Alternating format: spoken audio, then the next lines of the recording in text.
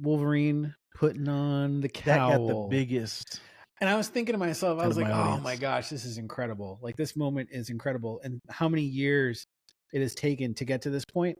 And I thought to myself, like, We just saw Deadpool and Wolverine, and we want to talk to you about it. I'm Vactor, and I'm here with the Schofferine himself. I'm the best at what I do. And what I do isn't very nice.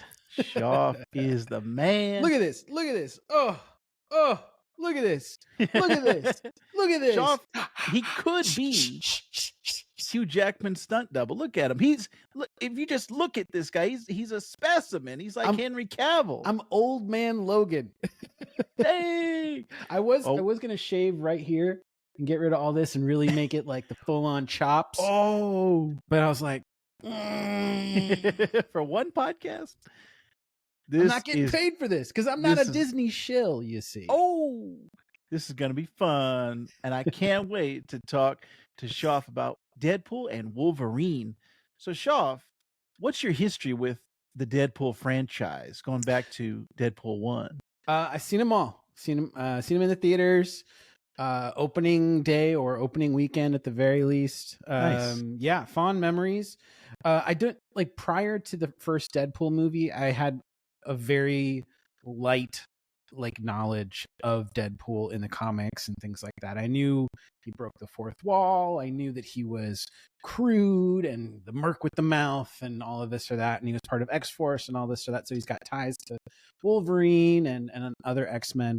But it wasn't until after the first movie that it like really kind of like jump started my interest in the character, and then it has just progressed since then. So yeah, actually, I forgot about this, Schoff. I must have taken an adamantium bullet to the head. His first appearance was in X-Men Origins Wolverine. That's right. And played by Ryan Reynolds. Now, at the time that movie happened, Schoff, you did not have as much Deadpool experience. Were people telling you, hey, this is not comic accurate Deadpool? Like, were you hearing that? No, I mean, I knew because by that point I had done enough research for the character. And I was really pumped for that movie in particular. I mean, I love Wolverine. He's definitely my favorite of the X-Men, other than, say, Gambit. Ooh, Remy Lebeau. But what was really cool about X-Men Origins is it was premiering at Tempe Marketplace in Arizona. Did you go to that, by the way? I did not. I can't remember why I didn't. I remember them posting it. And then I actually follow a guy who does press for movies, and he posted like the anniversary of it. And I was like, oh, they were here. Yeah, it was so cool. So all the stars were there. We got there early, and myself and my then girlfriend, and she was like obsessed with Ryan Reynolds. Like, if she, in terms of like a hall pass, if Ryan Reynolds had taken an interest to her that night, they would have gotten busy. Yeah, for sure. But I distinctly remember seeing all of them, including like Wyclef and all the characters. Hugh Jackman came out. I mean, he got the biggest pop, and we were pretty close to like where all the celebrities were kind of coming forward and stuff. And then we got to see the movie, and then afterwards, I remember we just like were gushing about it at Red Robin over there, just like so excited about having seen the movie, having been so close to all the stars, and it was just a very memorable moment. And I remember that was like the beginning of Twitter too. I think like Twitter had like just in its early inklings, if I recall. So like, yeah. Man. Well, I also have fond memories of a lot of these Deadpool movies, and going back to the first Deadpool, it was like setting something that was wrong. So in X-Men Origins Wolverine, when he debuted, I was like, oh, the first part of the movie where Ryan Reynolds is just full on, like, he has no costume, he's just got katanas twirling and he's talking fast. I was like, this is Deadpool. Then the end of the movie, when he's head shaved, no mouth sewn shut, I was like, what is this? Yeah. So having that first Deadpool, first they had the footage leak, and then it was like, everybody responded to that so much. I was actually just listening to a podcast where they were doing a history of Deadpool, and it was like, dang, I forgot about all that stuff that had happened. But man, it's been a crazy journey to get to where we are now in 2024 for this movie. I think the first Deadpool was 2016, and the second one was 2018, and it's been a long journey to get here, Shaw. And Wolverine has had an even longer journey, going back all the way to that first X-Men in 2000 Yeah. with Hugh Jackman, and it's crazy that the same actor has Yeah. played him this entire time. But I think this movie is such a good like yearbook for the Fox movies, for Deadpool, and for Wolverine. It's like, man, remember the journey that we've been on with all these characters. Such an interesting ride that we've had. Want to say spoilers. We're going to be spoiling the movie. If you do not want spoilers, which I think you should watch the movie as soon as you can, because Yeah. if you get spoiled, like there's some great stuff here that if you are not spoiled, you would have a great experience. And Shaw, you can attest to that because you went in unspoiled. Is that Yeah, right? I was pretty cold and definitely in the dark about a lot of the reveals. There was just like the very minimal amount of stuff that I knew going in, and I didn't watch any of the recent trailers. I had only seen the official trailer, and I tried not to watch it too many times because I didn't want it to be like just like ingrained in my brain. But yeah, I went in pretty cold, and I was so happy because there were so many great moments. I only wish that the audience was as vocal. Ooh. That's one thing I've noticed, is at least when I go see movies now, it's not like it was for me when I would go see movies in, say, Phoenix, Arizona, or Gilbert or whatnot. Seeing movies in Colorado, because I lived in northern Colorado for like a year and a half, and then now living in Western Washington, people just don't make noise. Like there's no pops, there's no reactions, audible reactions. People still find things are funny, but I find that I'm the one making audible reactions more than anyone else. And it's weird because then you feel self-conscious about it versus being amongst a group of people who are as actively and engaged as you are, and they of course then get into it too. Like I was talking to you offline about the end game moment with Cap and Mjolnir, and that pop, the audience reaction to seeing that for the first time and not being spoiled and it not being leaked. And it's such a precious moment in the MCU for anybody in the audience. And we haven't had any moments like that really since. Yeah, that is sad because it does affect your viewing experience when you have a great audience. And I talk to my wife about that all the time because a lot of times now that we have a son, sometimes we have to see movies separately. Before him, we saw everything together. Now that we see things separately, she'll ask me, "Hey, how was the audience?" That's one of her first questions. And it depends on, I noticed, the day and the show time. Because even here in Phoenix, there's certain times and crowds that just aren't into it. And I think the biggest indication that I've noticed, my own research, this is nothing factual, but if the movie is sold out, there's going to be a good audience for that. Like if everybody wants to see it, if it's hard to get seats for it, those are the hardcore fans. Those are the people that are dressing up. I had a lot of people in cosplay costumes come to my showing, the first showing. And when the tickets are easy to get, when it's like you could just walk up 5 minutes before and get tickets, those people are not the diehards. It's true.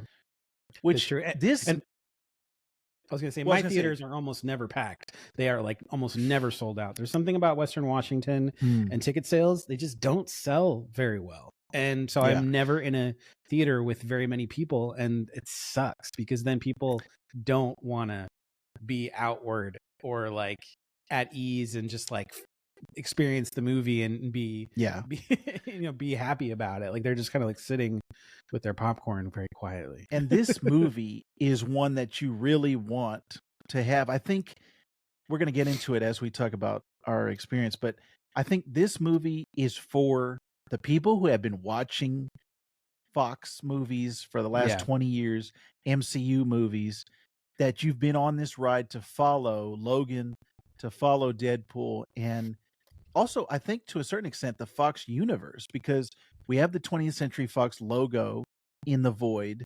We have all of these cameos from Fox properties, and then the very first trailer or the scene after the credits is like a yearbook memoriam for the Fox universe. Like, Yeah. hey, look at all these great times that we had, even on the bad movies. Look, we were having fun.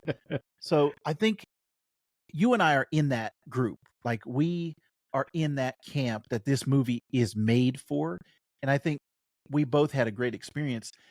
I wonder those people that are not in that camp, like let's say a younger person who didn't go back and watch every single movie, or somebody who's just a casual viewer. Oh, what's playing at the movies? I'll go see this Deadpool thing.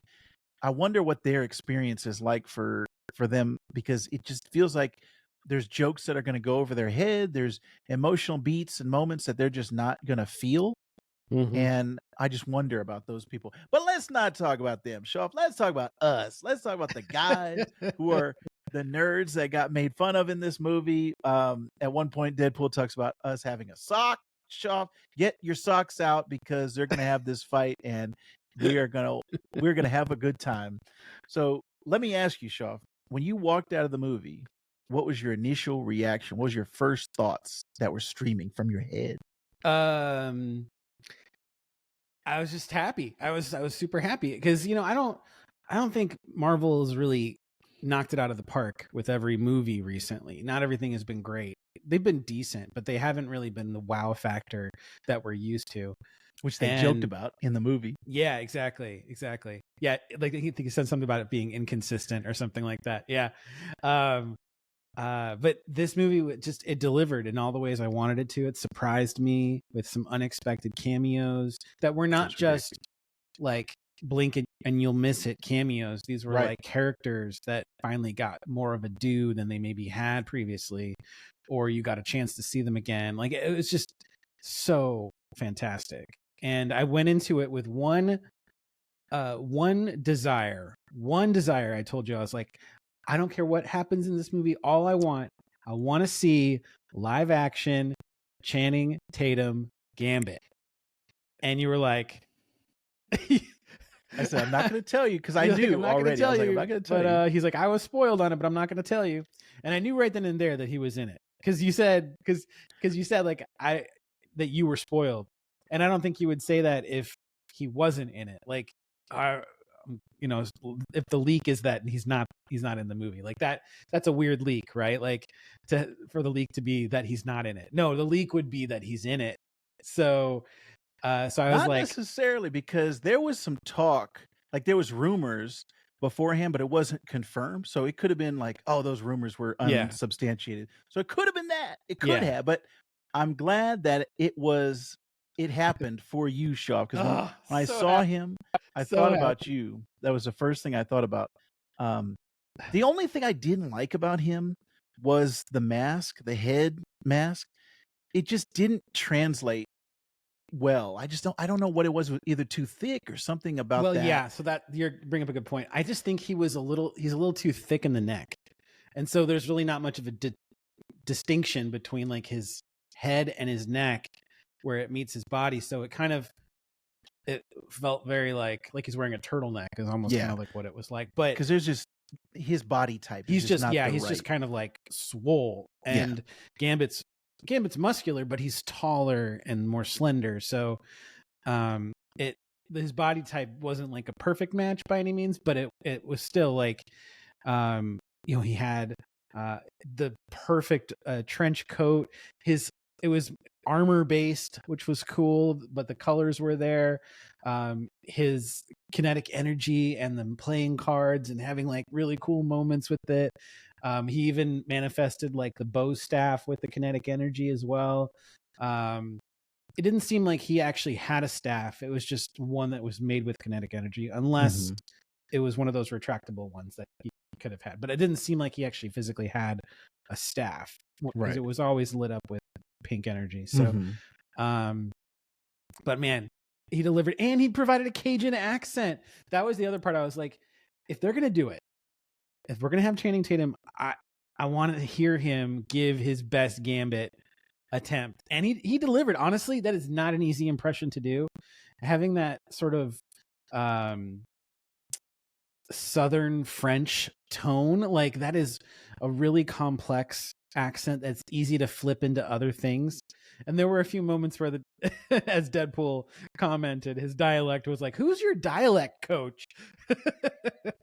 Or he was talking about oh man, I forget the joke he said about it when he He said one about Sling. I haven't seen Sling Blade in a while. Blade. Yes, I laughed at that too. Yeah, there was at least 3 about his just the way he was talking. He's like, "We're missing exposition here. We're missing valuable exposition."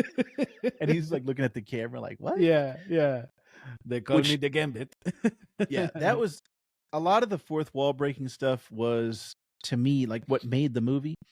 And I'm always, I think I've told you this before on podcasts, like Ferris Bueller's Day Off, and anything where they break the fourth wall and they look at the camera, it's always since I was a kid been magic to me, and been like, I'm in on something, like this is special. So I've always felt that way, no matter what the movie or show was.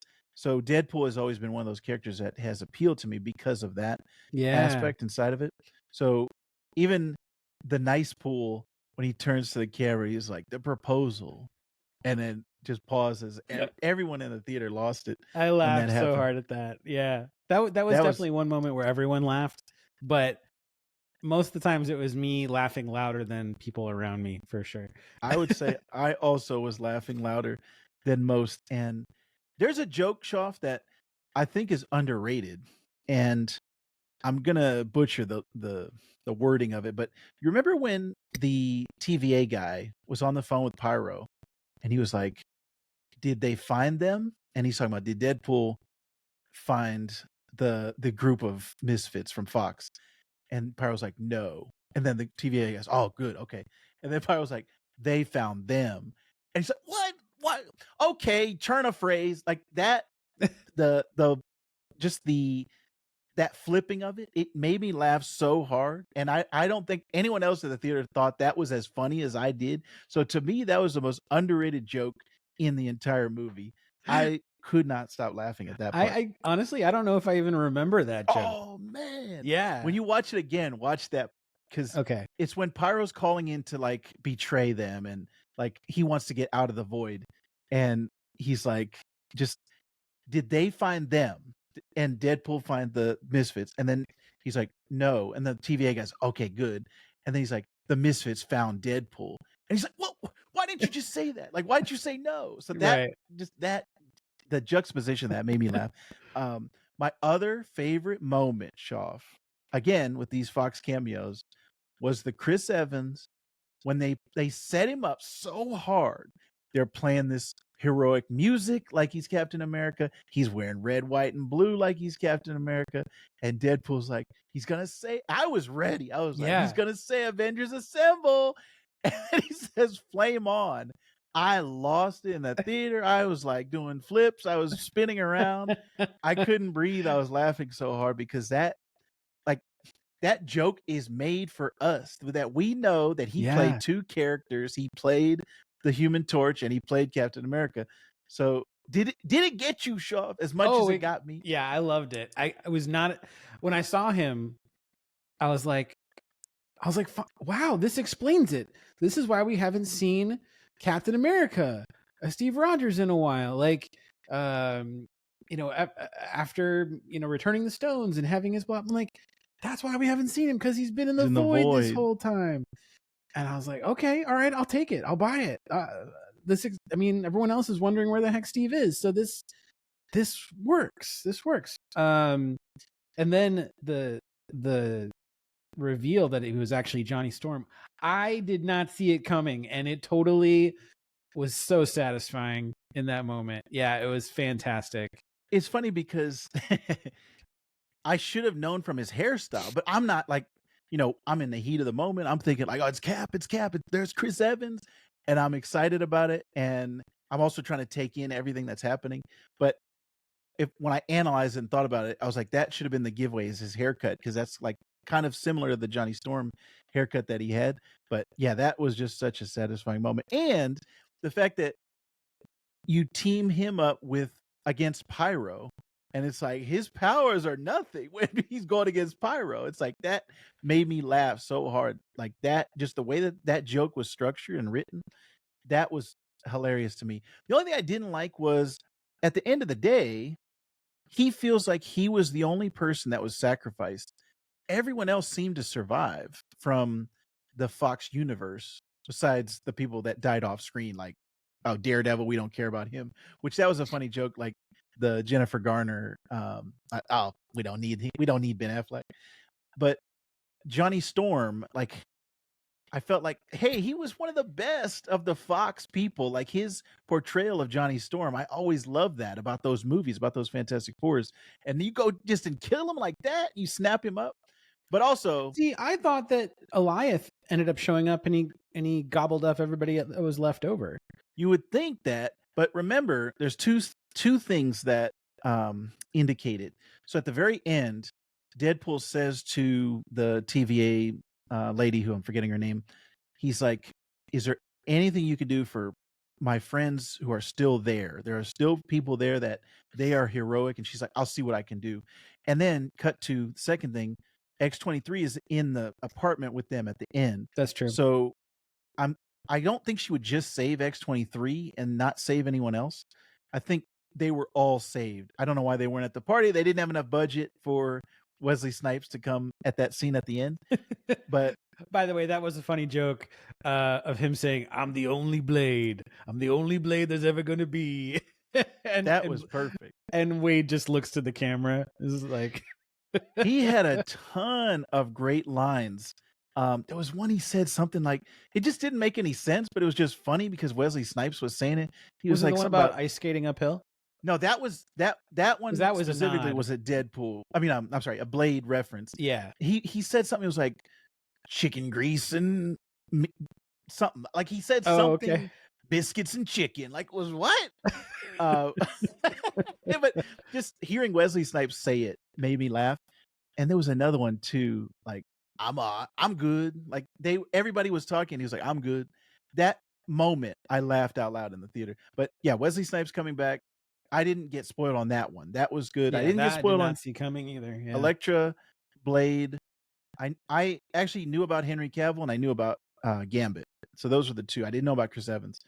But all of those cameos were great. And like I said, kind of like a reward to people who have been following all of these things all these years. And especially the Henry Cavill one where he was like, "We're going to treat you better than those guys down the street," because of how they've kind of treated him as Superman. It's like, man, you really want him to get a win because he's been such a great part of every movie that he's been in, but he just hasn't gotten that recognition. Yeah. I don't think that really great movie.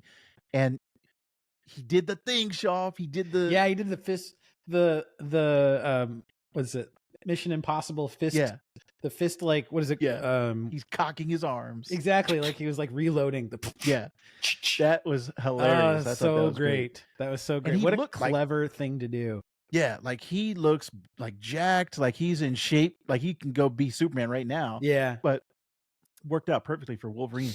So speaking of like the characters we saw, there were even a bunch of Wolverine variants. Yes. That I didn't expect. Like I knew we were going to see a Wolverine variant that wore the blue and yellow. Like we knew that much. Mm-hmm. Mm-hmm. But I don't know why it didn't even dawn on me to think that there would be other Wolverine variants that would show up. That to me, like it didn't even factor in my head. I didn't even consider it. And then when Deadpool is off trying to find a Wolverine to basically replace the anchor being that was killed, being Logan, and he's going off to all these various versions, and he sees like the short, stocky, like 5 foot nothing, Hugh Jackman Wolverine, hilarious. That was hilarious. He sees an Age of Apocalypse Wolverine. That was awesome. Just like you immediately knew because of his hand. Yeah, he sees the brown and what is it? Brown and orange, brown and gold, yeah, brown and yellow. That was fantastic because it was the Hulk Wolverine fight. Yes, and it was like it sounded like they used the MCU Hulk growl. It sounded like the Mark Ruffalo, and like that 2 seconds, I was like, I want to see that. I want to see that fight that was about to happen. That was fantastic. I love Yeah, and then that. there was even a deep cut one to an Uncanny X-Men cover of him being like On nailed the to an cross. X. I Yep. forget who did that in the comics to him. I'm looking it up. Uncanny X-Men number 251. The Yeah. artist was Mark Silvestri. Yeah, that was Yes. a great moment. Actually, that was my wife's favorite moment. She said from the entire movie was that she just liked the visual of that. And he like Deadpool just gave up. We're gonna go another direction, and he walked away. He didn't even help him down. Yeah, all of those things. I think Patch was leaked in one Oh of the yeah. trailers. Well, you saw the back of him, and Yeah. we immediately knew that was going to be Patch. But what we didn't know, and I thought that was going to end up being Daniel Radcliffe. There were a lot of theories out there that because he's been getting really jacked and really like muscular, and everyone thought he was in basically training to be one of the Wolverines that you see. But yeah, you're right. They did indicate in the trailer that we were going to see a version of Patch. But yeah, I thought that was going to be Radcliffe, and that didn't happen. So all of those things are just great nods and Easter eggs for the comic book Are there fans. any characters that didn't show up that you wish did show up? Maybe like a Days of Future Past Wolverine, because that one is always iconic. When I think about Wolverine, they really hit like all the major beats for Wolverine. Even the Old Man Logan version, where he's kind of like on the porch with the hat and he's got the shotgun. What about Xavier? We didn't see just any characters in general. I thought you were saying Wolverine. Yeah, no, just like characters, like not necessarily actors, but like obviously we see one of the Fantastic Four, and we saw a few X-Men villains. Not necessarily. I would have loved if they could have done this. If they could have fit in the budget, every Fox person, like get all of them. Get Ben Affleck, get Punisher. It's funny he mentioned there's like been 5 Punishers. Like get all of those guys to come in, and they could even do the variant thing of, oh, here's Michael B. Jordan and here's Chris Evans. Like they're both Johnny Storms, but here it all works. That would have been really fun. I doubt the budget would have allowed that. It just, there's too many people. It's not in game that we're talking about here, but I would have loved to have seen more of the Fox people. And Xavier and Cassandra Nova, I thought would have been a really good pairing. I wish they would have done something with that. I actually want to ask you about Cassandra Nova. So yeah, I was going to talk about that. Yeah. Do you feel like this was a good representation of her, or do you think they should have saved her for another movie? So I think she's a tough villain to do if you don't have enough time to explain how she exists in the first place. Like, because in order for her to exist, you have to have other characters exist. And so I think including her in this movie makes sense because you're building off of the existing Fox universe, and we know Xavier well enough. We don't know enough about her, but it explains why we haven't seen her, right? She's been in the void this whole time. Yeah. And seemingly has been there for a while, is what we've kind of gauged. That you're either fed to Eliath or you are basically bending the knee to Cassandra. Do I think that she's truly the villain of the story? Kind of doesn't seem like it. It's not a very strong villain presented. They do. I think it's Deadpool who says, hey, there's another British villain. Like he refers to her and the TVA guy. Paradox. Mr. Paradox.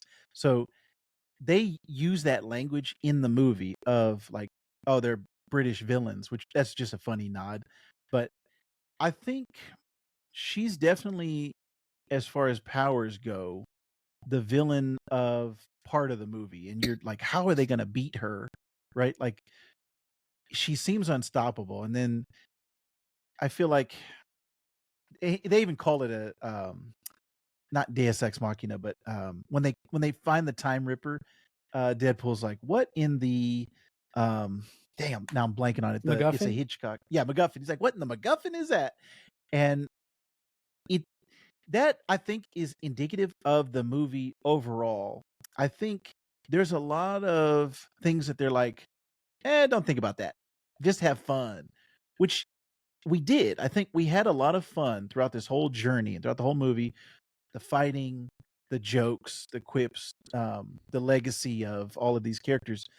But when you think about the story, a lot of the character motivations and the why of it all, that to me is where the movie falls short of, man, this could have been The Dark Knight. Like this could have been one of my favorite comic Sure. book movies of all time if the story like clicked a little bit better and there was a little bit more stakes, because you hear about, oh, it's my universe and it's my world. You're going to save all my friends. But like I said, Chris Evans is the only person that we see die out of everyone in the whole movie.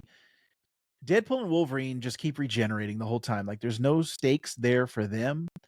Even Cassandra Nova, to the point where like she got spaghettified at the very end. But for the most part, it's like, oh, you shoot her, she just regenerates. It doesn't matter. You stab her. Um, Everyone else was like fodder, like the TVA agents in the Yeah. opening, which the opening scene was great. The in Bye sync, bye bye. Oh yeah, god, that was the so awesome. choreography was great. Which I heard on a podcast, they were at the premiere, so I guess they had been invited. I haven't seen any footage of them like I saw an on the interview red with carpet. Chris Kirkpatrick of NSYNC, and he was being asked about being involved, and he was apparently like, of the people in the group, the most excited about having Deadpool use their music. So That's funny. But yeah, there's a ton of people who die in this, but they're all like nameless drones. There's nobody that we care about. And well, actually, you know what?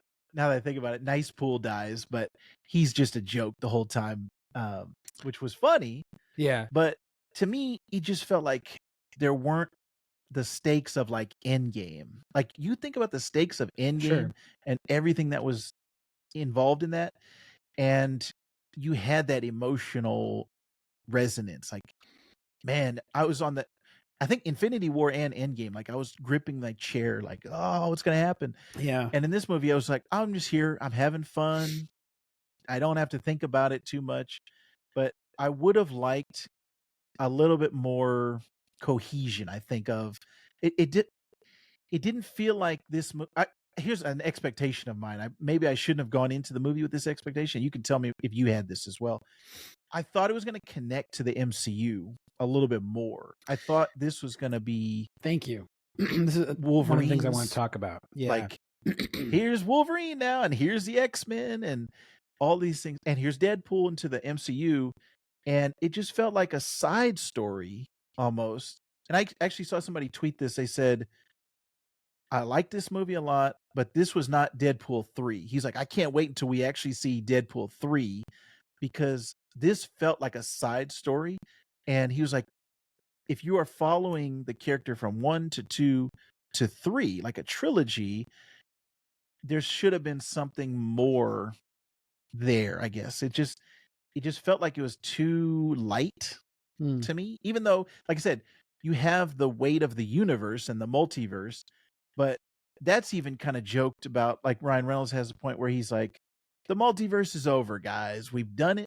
The Wizard of Oz did it best. The gays knew it. We didn't catch on, which is a great joke.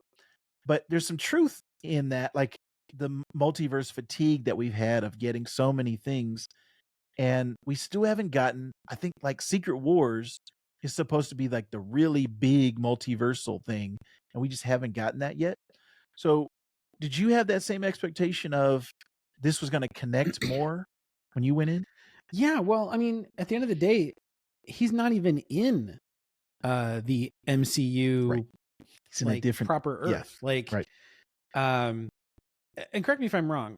Are we saying like the assumption, because they kind of went back and forth on this, right? Like it was either 1.9999999, right? Like that was the MCU.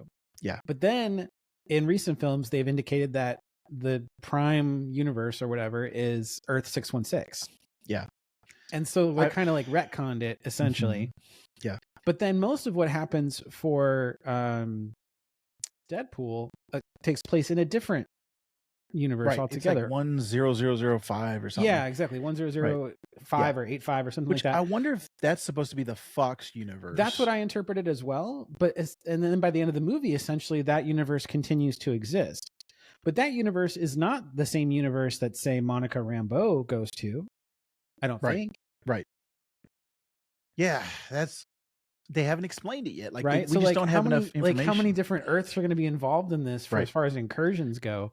Right. So like that's the part that was like kind of baffling to me. And then like Kevin Feige had billed it as like the impact or influence it was going to have on the MCU.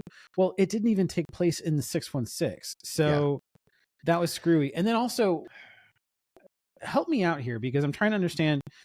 They said that Deadpool went to Happy Hogan and was trying to get recruited by the Avengers. Yes. Is he saying he did that within his universe or he went to 616 and did it? How did he go to 616? Right. They had a time card or like a caption that said Earth 616 and it had the date of March 2018. So that's what I'm wondering. Like, so that's a different Deadpool. That's not the same Deadpool. Yeah. So he had the cable time machine, but I don't know if he could travel between worlds at that point. Yeah. So that was not explained. So like that to me was really confusing. I was like, okay. And it was for the sake of the joke of, hey, we got this cameo of Jon Favreau. He's coming. He's going to make fun of Robert Downey Jr. And like that was the whole point of that scene. I don't think it was supposed to be anything more than that. And that's what a lot of these things were. Yeah, they're funny jokes and one-offs, but for also us who are following the greater timeline, like the overall MCU timeline, we want it to matter. We want everything to tie in. And I just don't think this movie was ever written to be that, which is funny because there's 5 writers listed in the credits. So anytime I see that, when I see 5 writers, I'm like, something probably didn't go right here. They probably had to call in some people to like, hey, come work on this. Give us another pass on this script. And I'm pretty sure that's what happened here. I don't have any, I didn't work on the film. I don't know anything behind the scenes, but it just feels like there was a lot of let's throw it against the wall and see what sticks and hope that Hugh Jackman and Ryan Reynolds' charisma holds everything together, which it does. Both of them are great. They give great performances. But here's another thing, Shaw. Was this worth him coming out of retirement after Logan? Because Kevin Feige was like, don't do it. Do not do anything after Logan. That's the perfect stamp, the perfect ending to your character. And they tried to get around that with saying, this is not that Logan. But then they still desecrated his bones. And it's like, that's like, right. But that's just a Deadpool thing, right? Like, I don't think that tarnishes the memory of how Logan went out or like that version of Wolverine that we came to know and love. I just think that that's Deadpool's way of processing through the grief, So it didn't bother me as much, but I definitely feel like there are plenty of moments where like this movie doesn't plot wise, it feels more like a bunch of vignettes. Yeah. Especially they're all fun, especially the Deadpool core.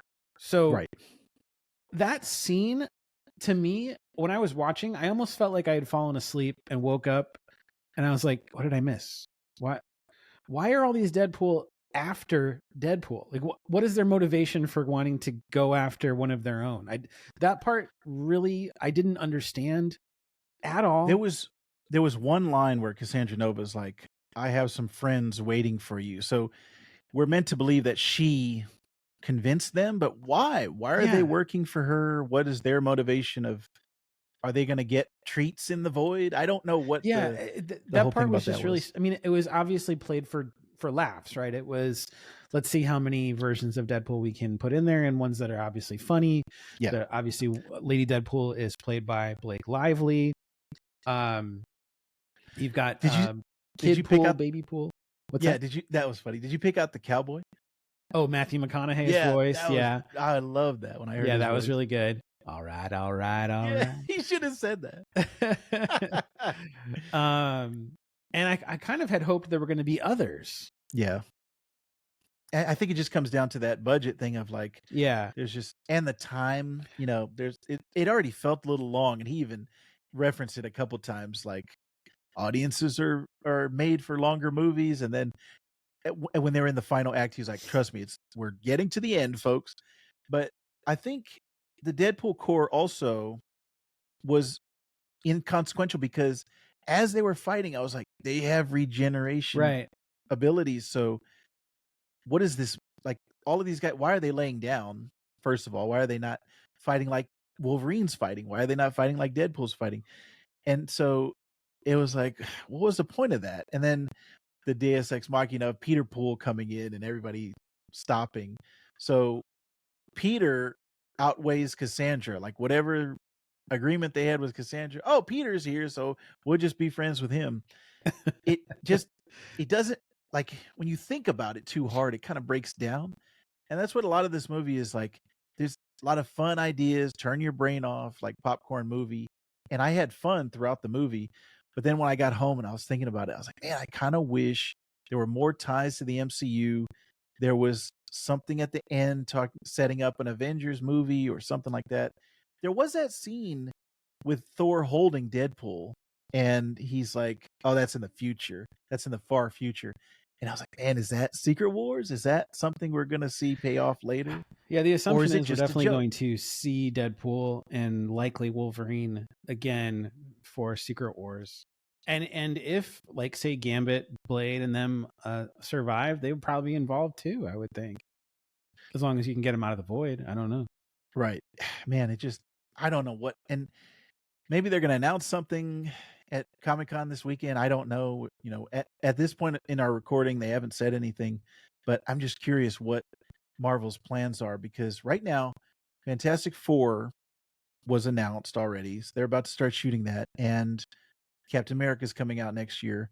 But they haven't said anything about X-Men. What are the X-Men plans for this Yeah. phase or this like there's remember when they announced all those movies and there was a bunch of like spaces, like there was like things Yeah. that they hadn't revealed. They still haven't revealed those things. We still don't know what those things are. And Blade, who knows what's going to happen with Blade? Eternals 2 doesn't look like it's happening. So they are really banking, I think, on these Fox properties of Fantastic Four and X-Men to set them up for whatever leads into the next Avengers movie. And I saw a thing online that said Sean Levy, the director of this movie, turned down the Avengers movies, and now they're I think they just announced that they're talking to the Russo brothers again to direct them. Yeah. But after seeing this Deadpool movie, I'm kind of like, man, maybe I'm glad that he didn't direct the Avengers movie because the other movies that he's directed with Ryan Reynolds, like he did Fall Guy, which I liked, but it's like the video game stuff I liked. It's not like that was a great movie. I love that movie. It was more like, hey, I recognize that because that's a video game reference. Right.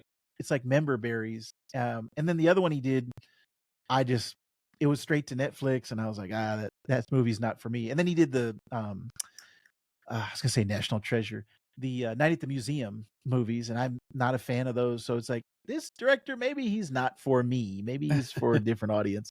But I'm just I mean, I curious loved what Free they're Guy. doing next. Free Guy was excellent. He did Yeah, that. that's the video game one. Right. Yeah. Yeah. He did Arrival. He was a producer on Arrival, I guess. Right.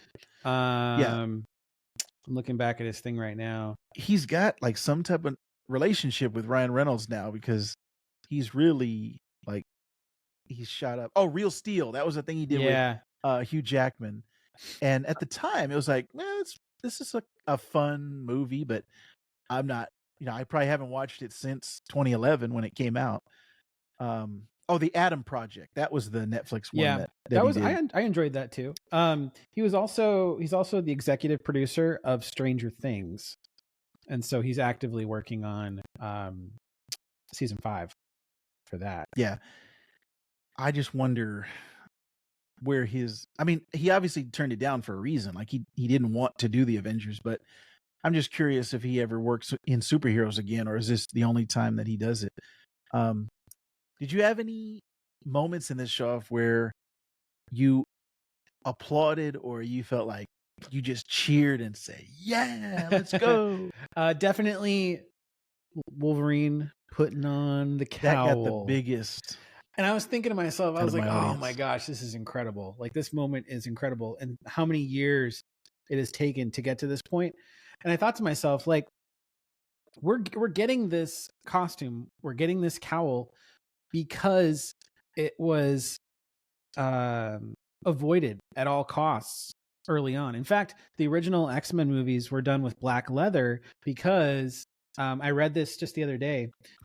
I forget who was being interviewed that shared the detail, but the reason why they were wearing black leather in the first X-Men movie, and that was like the X-Men costumes, obviously they had like slight variations to sort of embody the characters, but they chose black leather because the Matrix was super popular and the characters were all wearing versions of like of leather, and it was hyper cool, you know, futuristic looking, and that was like all the rage. That look, that aesthetic was all the rage, and so they decided to adopt it for X-Men and didn't wear comic accurate costumes, and that started something that continued, not wearing comic accurate costumes. We got a little bit closer to it as the show has progressed, as the movies progressed, but with Wolverine they never, the closest I think we got to that Wolverine classic costume was a deleted end credits scene for the Wolverine.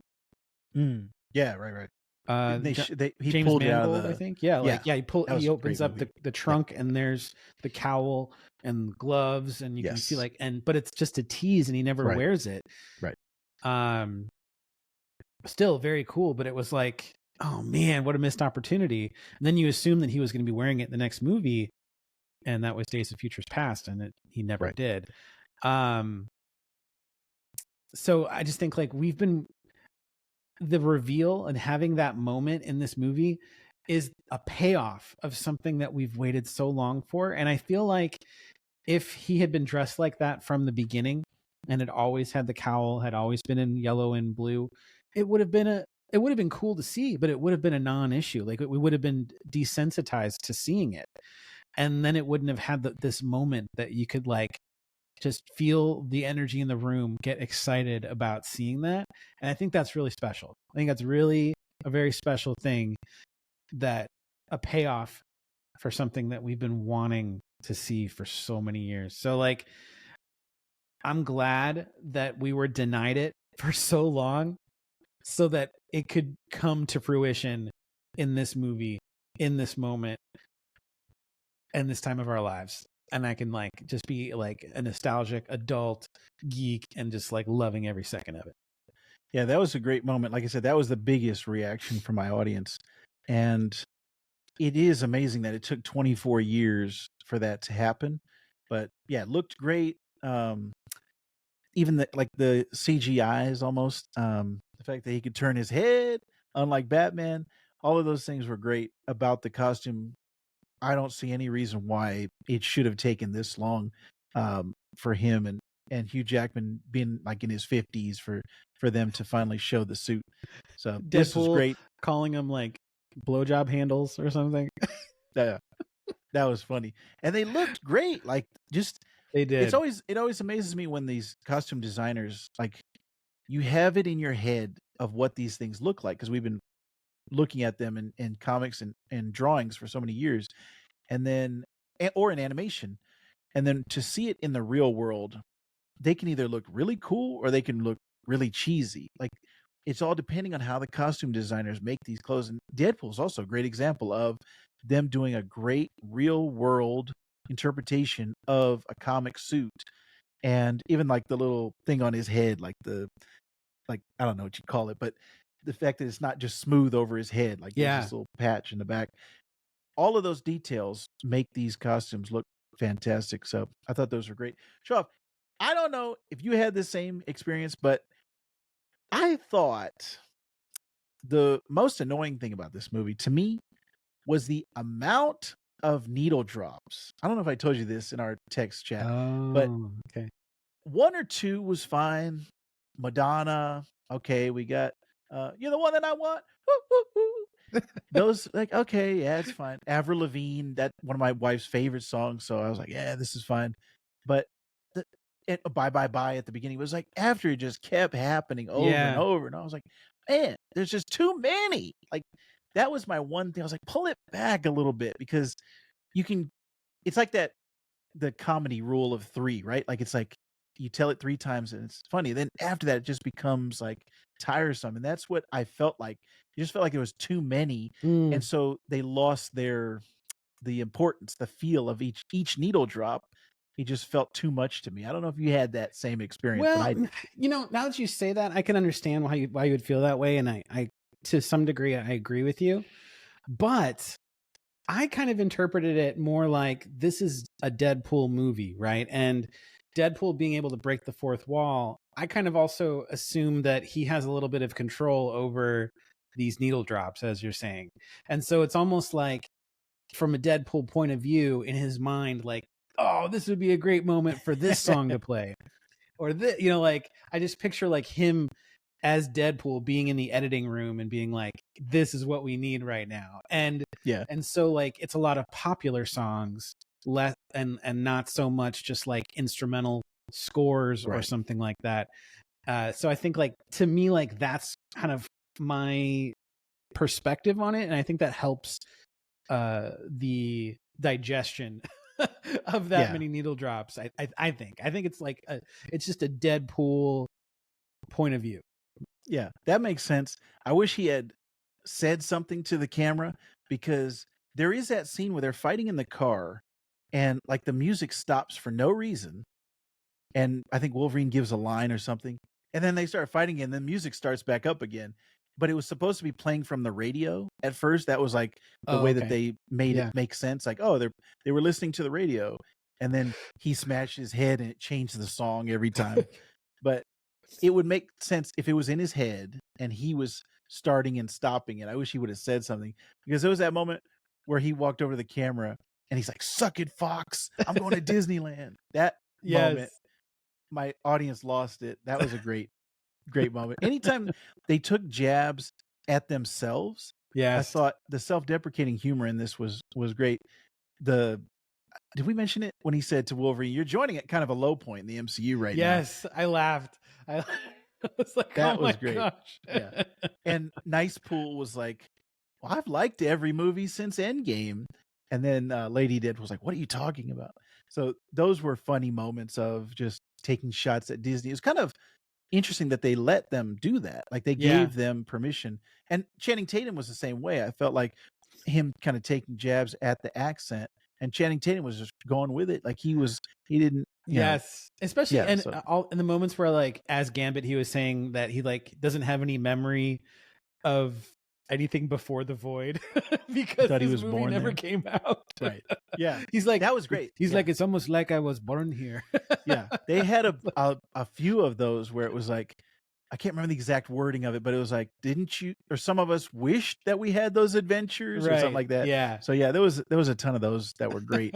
Um, Oh man, it was so yeah, brilliant. So so brilliant. there's so much like fun to be had in this movie.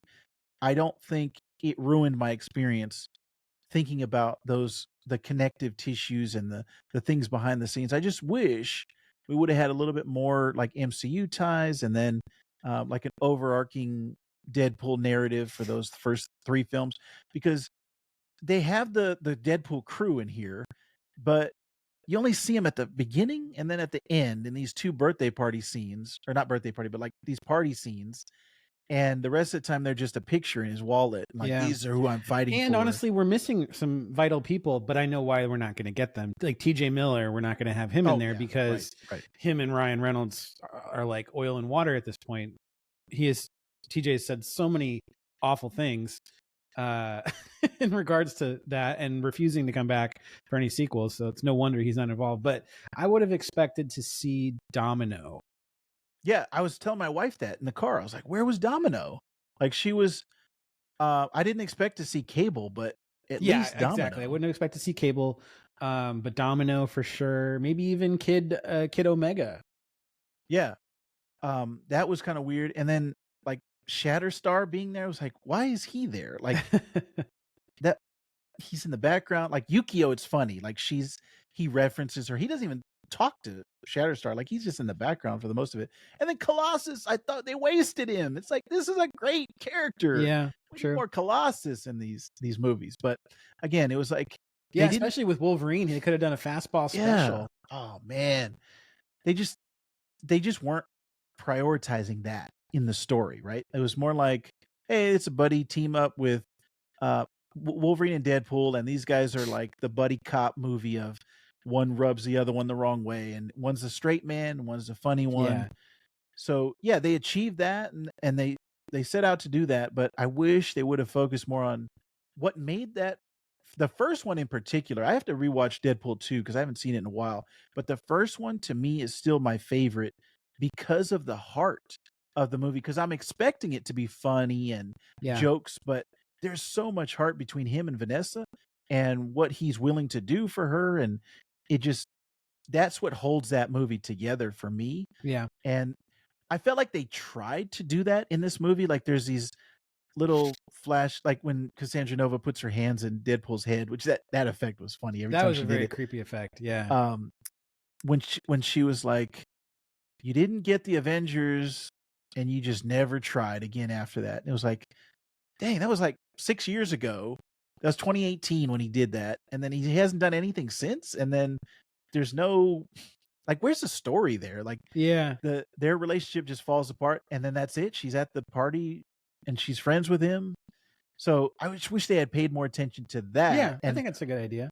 why do they matter to him so much, right? And maybe kill one of them and show what he would be losing, because that's what I was talking about, stakes. It's like it doesn't feel like he says they're all in danger, but it doesn't ever feel like they're in danger, right? It's like, oh, it's going to happen later. It's going to happen 72 hours from now, but that ticking clock, you never feel it in the background. So Yeah. So I wanted to ask you something about like the villains that we see in the Void. Some of them we've seen before. Like I don't know the actors' names. I don't have it in front of me, but the guy playing Pyro yes, played Pyro in X-Men 2. And then you've Sabretooth. got Sabretooth. thank you, Sabretooth. You've got Toad, played by Ray Park. Yeah, again. I don't think that was him. You don't think it was? Did you I see? thought it was. I mean, I'm gonna look it up because there was a couple of them that I don't think. What's her name? Kelly Hugh Yeah, played she was not Lady back. Deathstrike. Yeah, Yeah, it was completely different person. They had a different Psylocke. They had a different Juggernaut. Yeah, that was weird. That and so that's I wanted to ask about that. Like I wanted to get your thoughts because it was kind of like seeing the familiar faces was great, but then seeing the characters portrayed by other actors, not so great, and didn't have the same effect. It almost was like a letdown. Yep, 100%. And so it's like, should they have just not been included at all and just been cronies, like just generic bad guy minions? Yeah. Versus having established characters but not played by their actors or actresses. Because the other one that really, I was like, what? I don't even know who the heck this is, but they gave like just a shred of screen time to this guy who had like a red and white striped tank top. So, well, I know who it is now, but at the time in the movie, I'm like, what? Why are they focusing on this guy? I have no freaking clue who this is. Right. And then I had to read up on it, and it turns out that was the Kevin Nash character from The Punisher. Man, that was like Thomas Jane Punisher, I should say. It makes no sense. It's such a deep cut. It's so unnecessary, especially since you don't even have Punisher in this. Right. Like, yeah, that I did not agree with that one. That was a waste. That was a complete waste. I felt like they were trying for that, but it just didn't pan out. Like, because they couldn't make it work, it just didn't. Yeah. So like some of those things when they weren't cast by the people, I was kind of like, oh, this is a letdown. Yeah, I'm with you on that. I don't think that was a good move because, I mean, ultimately it's just member berries. It's just, I remember that guy. He was in that thing you saw, but it doesn't mean anything to the story overall. Like Pyro had an actual role. He was betraying them and setting up between Cassandra Nova and Mr. Paradox, but none of the other people really mattered. Like Toad was the only one who even got name checked besides Juggernaut, but they didn't do it. The guy who played Azrael, I think that was the same guy. Yeah, it looked like him. I'm still trying to look it up. Yeah. I don't know if that was him though, because again, he's another one that they don't say his name. He doesn't have a line. It's like Psylocke. She's just in the background. And the only reason you know it's Psylocke is because she got purple hair. Um, you know, Nathan Fillion is credited as Headpool, but he was doing like an accent. So Oh, it didn't, interesting. yeah, it didn't sound like Nathan Fillion because he has a pretty distinctive voice. Yeah. It says Olin Reynolds was Baby Pool. I wonder if that's Ryan Reynolds' son or Oh, yeah. baby. Wow. Olin Reynolds. I don't know his family, so Wasn't there a kid pool? yes, there That had to have been was played by the kid from Adam Project. I would not be surprised. that actually, yeah, that could be Walker Scoble, I think is his name. yeah. Man, He played Percy Jackson. Yeah. yes. They have Ray Park and Kelly Hu listed as rest of cast uncredited, but I don't think that's right. This is IMDb. No. I don't think that's right. But oh, you know what else is funny? And I sent you this. Rob McElhenney was a TVA agent, and his line or his part got cut, and he posted it. He's like, "No, Ryan wouldn't do that to me. Ryan would never cut me out of the movie." But he's on IMDb as TVA soldier. So yeah, that was just an inside thing between them.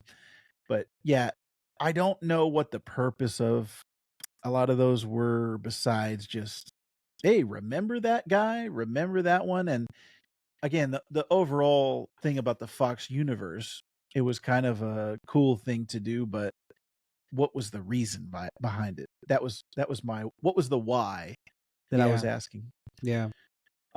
Anything else before we wrap up, Shaw? We've had a great discussion on Yeah, Deadpool gosh. and I mean, Wolverine. I loved it. I loved it. It's The end credit, besides the Fox Memorial, but the actual Johnny Storm saying all those things, I could not breathe. I was laughing so hard that he actually said those things. Talking about his cinnamon Juggernaut's ring. nuts. Yeah, that made me laugh so hard just because he was able to deliver the dialogue. Like that's Ryan Reynolds type dialogue, the way he was talking. Yeah. And he did it great. Like his performance was great. What's funny is lately, whenever like Chris Evans has any cameos in anything, like especially in this, he's not doing like a Johnny Storm voice.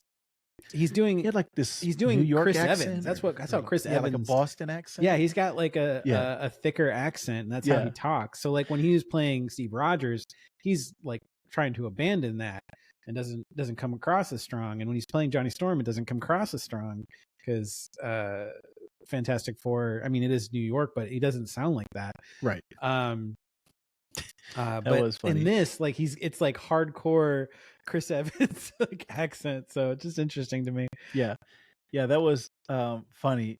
It didn't like play into the story or anything. Like they never say, "Hey, are you from Boston? Are you from Jersey or whatever?"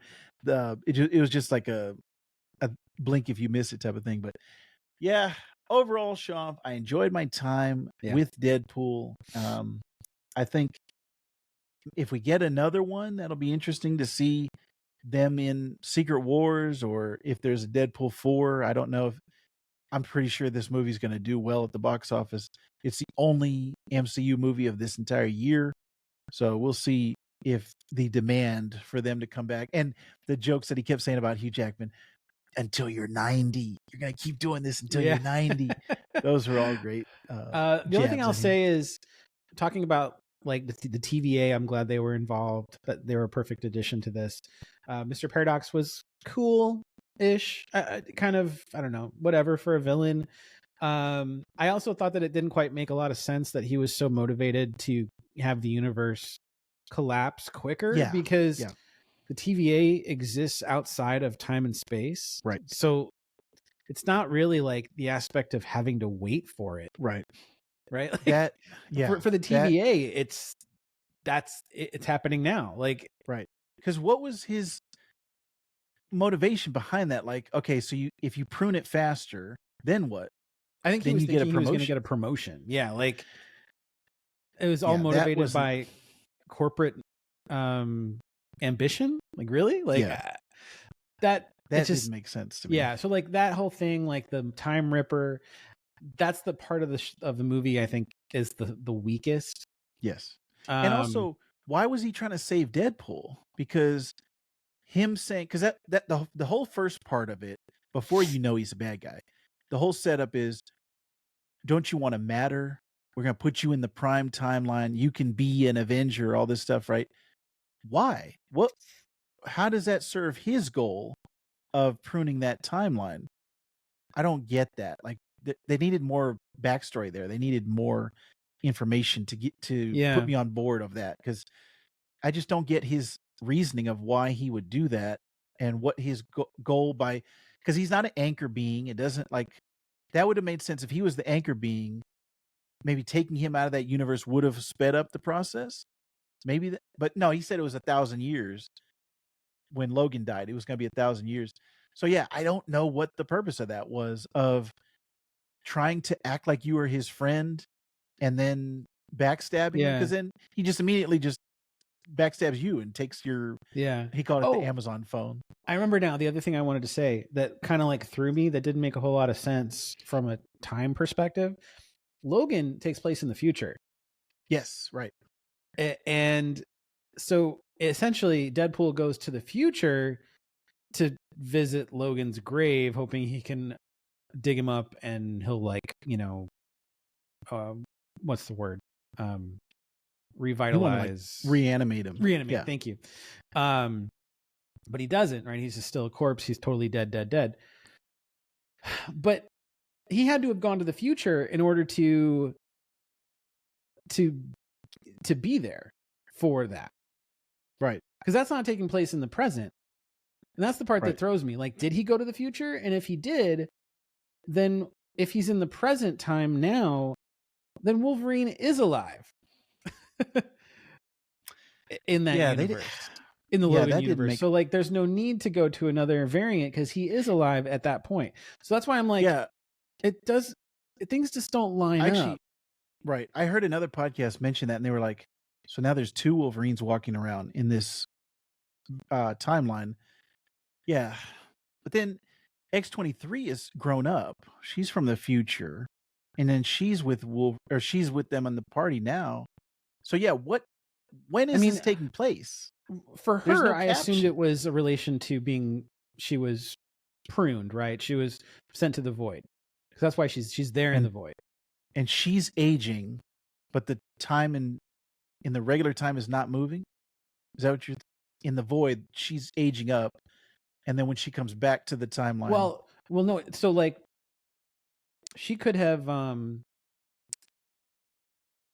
because we don't know when this movie she could have takes continued place. To age, post Logan's death, and then get pruned. When she's that age, it didn't have to take place in the void, but it could have, right? Like she could have been aging in the void. She could have been. Oh, so she's just being taken out of the time stream altogether. You're saying? Yeah, I don't think because the void doesn't exist within time either, because there's stuff from all varying timelines in the void. Like there's a helicarrier. There's we've seen Yellow Jacket's helmet, classic, and Loki. Classic Loki. The Thanos copter, like there's there was all sorts of stuff, also sorts of Easter eggs and things. So like it's kind of time doesn't exist there either. So it's just timey-wimey weird stuff. You can't the idea of going to Logan's grave requires some sort of future timeline, because that's not taking place in the present. Right, because Logan is supposed to be 2029, and then. Yeah, it's very confusing. Like that's when it starts to really fall apart for me. Is I'm like, what happened?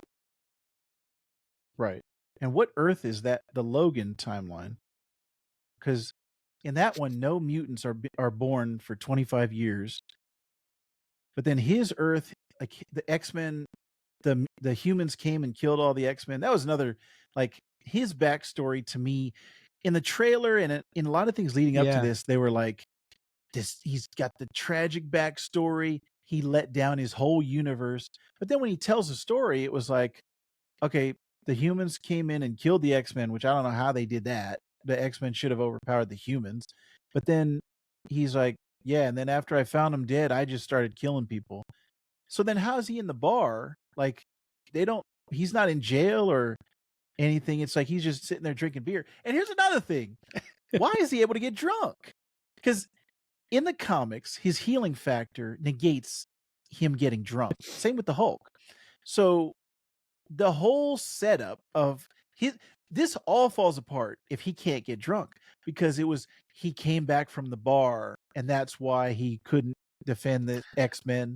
So why is he able to get drunk in this version of him? And he's got his regeneration because he's getting stabbed left and right. So his healing factor doesn't heal for alcohol. You got a good point. See, we're reading a little too far into it.